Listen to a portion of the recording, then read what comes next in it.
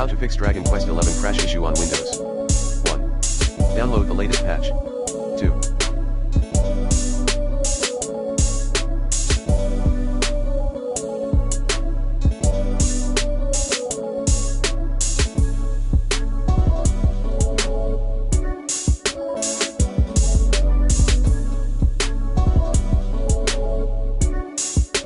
Manage virtual memory. 3.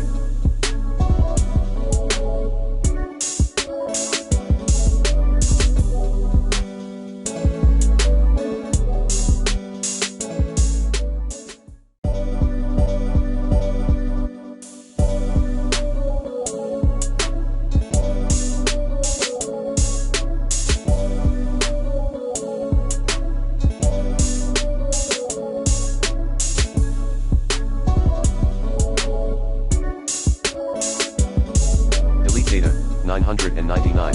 Save and data 999.bot from a save folder via Steam. 4.